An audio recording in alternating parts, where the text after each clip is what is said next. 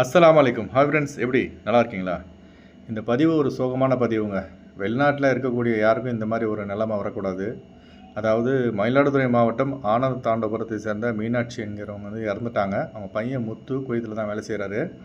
இப்போ அவர் ஊருக்கு வரணும்னு நினைக்கிறாரு, ஆனால் முடியலைங்க. அவங்க அரபிக்கிட்ட சொன்னதற்கு அவங்க அரபி என்ன சொல்லியிருக்காருன்னா, உங்கள் அம்மா இறந்துட்டாங்களா, அதுக்கான ப்ரூஃபை காட்டு, அதாவது டெத் சர்டிஃபிகேட் காட்டு அப்படி இப்படின்னு கேட்குறாங்களாம். அவருக்கு பாவம் என்ன செய்யணும்னு ஒன்றும் புரியலைங்க. இன்றைக்கி மதியம் 3 மணிக்கு தான் இறந்துருக்காங்க. நாளைக்கு அவங்க உடல் வந்து நல்லடக்கம் செய்யப்படுது. அவங்க பையன் வந்தால் தான் இதெல்லாம் நடக்கும். அதனால் இந்த வீடியோவை தயவு செய்து முடிஞ்ச வரைக்கும் அதிகமாக ஷேர் செய்யுங்க. ஏன்னா இந்த வீடியோவை அந்த அரபிக்கிட்ட காமிச்சு தான் புரிய வைக்கணும்.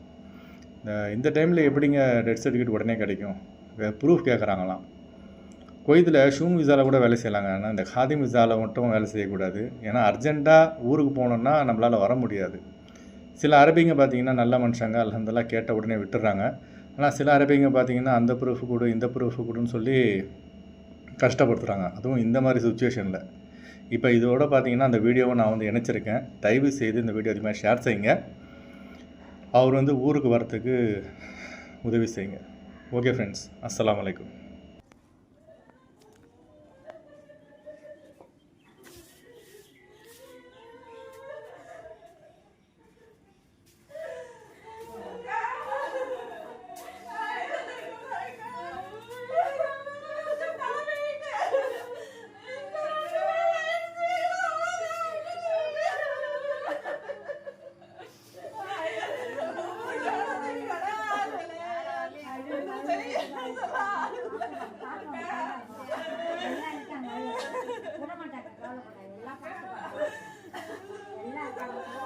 குமாரோட மாமா பேசுகிறேன்.